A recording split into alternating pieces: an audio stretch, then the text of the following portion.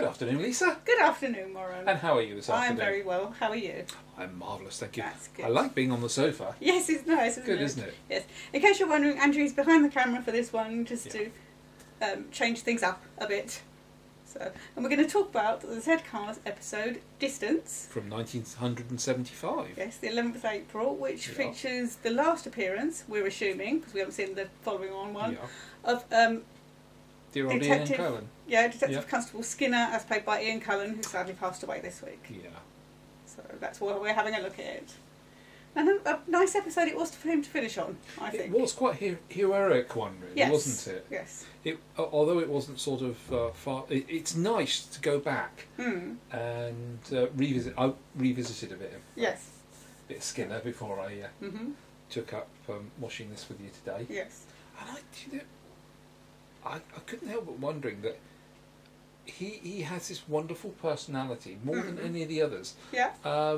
You have your cheeky ones, you have your Lynch, and you have your Fancy Smith. Fancy Smiths. Yeah. But Mr. Cullen's portrayal is very dour, isn't it? Very sort of gritty northerner. Yes.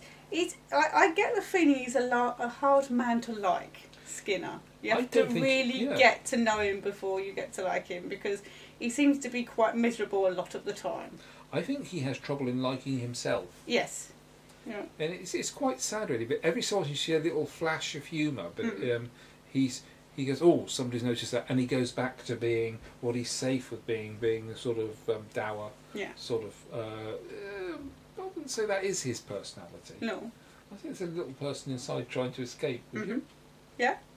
Yeah, and I mean, we're not going to talk about the episode so much because we want to talk about the character and Ian Cullen himself, who we unfortunately never had the pleasure of meeting. We did attend, Andrew and I, a convention, a panopticon that he was at, where he talked about the Aztecs, and he was very nice to a person in the audience who stood up and asked why Tom Baker wasn't here, because he was meant to be here, and it was because he'd got work, and he explained very nicely it's because if you get work you have to take the work.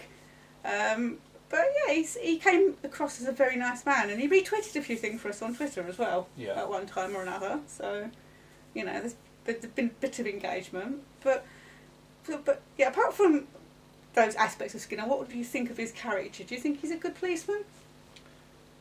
I think he's more thoughtful than he's given credit from his colleagues. I think they think he's grumpy and a bit dejected in what he does. I think he gets bored easily, but when he gets the bit between his teeth, he won't let go. I mean, one of the episodes I've watched recently was the one with Paul Darrow in. Oh right, yes, which is on YouTube. Yeah, and that shows a lot of failings in his character, doesn't it? It does, because he won't see the bigger picture. No, he gets a little bit of tunnel vision to catastrophic consequences. He does. From that, he does, because Paul character got me at it now. Paul Darrow's character nearly kills himself because of the way Skinner's investigation goes. But it shows, and it brings it to the fore, that human frailties, doesn't it? Because sometimes, especially in sort of programmes that come out on a regular basis, I'm not talking soaps, because you'll have gradual build-ups of characters. But if you take a drama like Z-Cars, which is on a heck of a lot of the time, the characters can get forgotten just for in place of pushing the storyline forward and quicker to move on to the next one, It's just almost like a factory mentality, isn't it? Sometimes, actors are fighting to keep their characters' head above water, because constantly the aspects of them are changing. But there's a stone cold certainty in Skinner. You know what you're going to get from Skinner. Yeah. I mean, because I was just having a quick look on the internet about his character, and it says that he's constantly, or we said he's constantly. Because he starts out as a PC, gets promoted to a detective constable, then he takes a step back down again to a PC because he doesn't like the work. Then he goes back up to DC again. So it's sort of this constant battle between us. Does he want to be a detective or a PC? He doesn't know his own mind, does he? No. I threw in a modern term to you earlier, didn't I? Before, and I suggested that he might be slightly bipolar. Possibly, yeah. Because when he hits high, he's quite euphoric. Yes. But with him, when he hits a low, he really hits a real big depressive low, doesn't he? Yeah. And I think he's not happy in his personal life. But then again, a lot of the bobbies we see, especially in that episode, are all reflecting, as you were saying, they've all hit middle age, haven't they? Yes, and they're all starting to realise, what am I doing with my life? Yeah. Because I'm not married, I've just got my job, and is my job enough? Yeah. And there was a term that I hadn't heard for years, and I think it sort of died out in the 70s, and that was confirmed bachelor. Yes. It's not a term you hear nowadays, is it? Not at all. Singleton is more the thing nowadays, isn't it? But apparently the amount of single people living on their own, obviously there would be if they were single people, is going up a little bit. So lifestyle choice. Yeah. Yeah, for many people it's what they enjoy. So but we're going away from what we were talking about. But yeah, I mean there are some interesting episodes of Z Cars with Skinner in. One of those being another PJ Hammond episode called Damage. Yes. Which is very weird, and we advise you to watch it if you've never seen it. It's available on the official DVDs. And yeah, you're just waiting for Sapphire and Steel to come down the stairs at one point, aren't you? Well, yes. And I'm beginning to think now, do all PJ Z Cars episodes begin with the letter D? Possibly. Have a look at that. Might look at that afterwards. So probably I can just not, throw that curveball in there. But yeah, it's... You know, if you're going to go out on a series that you're a hell of an established character with, I'd want to go out on a PJ episode, would you? Yeah, they are among the better ones to go out on. So, we were discussing this earlier, and I don't know if it was his choice to leave or whether they just decided the character had come to its natural end, or whether they wanted to shock people by killing off one of the regular PCs. Yeah. Or policemen, I should say. Because as you were saying, that a death in a regular drama, even a soap, in those days was very rare. So, because you get the death of Sweet, don't you? At the end towards the end of the 60s. Yes, because he drowns, but it's a hint of whether he's pushed or did he fall. Yeah. So I don't know if that one exists anymore, does it? The Sweet one does. Oh, yes. Okay. Yeah. None of the black and white ones are commercially available at the moment, which is a great shame. No, I remember when the video came out for the first. Well, the 3 that they recovered from Hong Kong. That was the only Z Cars I'd ever seen.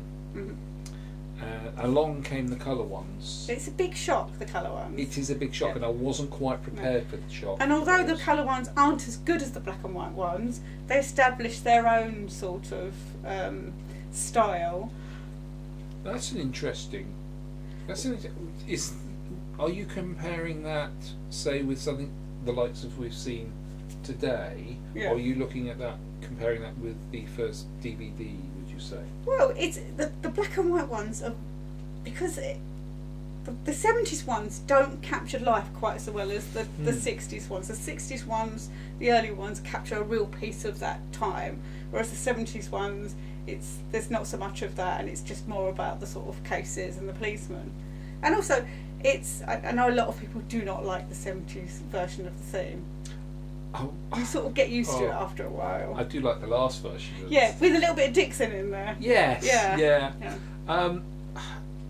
But I think they're both standalone because the flexibility of what you can do of being in a non-live environment in the colour ones, extension of the private lives of the officers, which you haven't got the time or the sets to be able to do that in a live performance. No, I mean, I'm still amazed they got anything done at all. Because everybody was so nervous, you know. But that heightened. That's why I like live performances. Yeah. It gives that certain on-edge performance, doesn't it? Because we know, as you mentioned, Aztecs. He takes a big slice of the Aztecs, doesn't he? Yeah. I mean, his character is immensely unlikable. Yeah. But it's very well done. And he looks very young. He looks very, very young, doesn't he? Yeah, even though it's only sort of 10 years before this. So you mentioned the hair in this. They've all got very 70s hair. Yes. There's a lot of hairspray being used. A lot of lacquer. Yes, it doesn't move either. Only the hair. In fact, in Quilly's case, I think there's a lot of Brill cream. Well, yeah, I was trying to work out how much hair Quilly actually has in the episode. Because it's like down here and around here, and it's like it's been Brill creamed to death. Yeah. And you can't imagine them wearing a hat, can you? No. It would stick on his head for like Brill cream. You wouldn't be able to get it off. But yeah, anyway, Skinner's a very interesting character.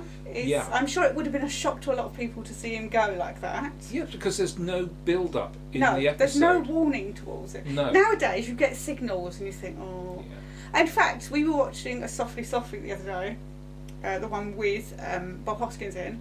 Yeah. And because there's a piece in that by Ray Lonan. I always call him Lonnie Donegan, sorry. I was watching it going, I got a feeling this is not going to end well, and it didn't. It was a very grim episode. It was an awful ending to an episode, wasn't it? Yeah. But that's another series that, needs to be out on DVD more. There's some of it out on DVD, but not all of it.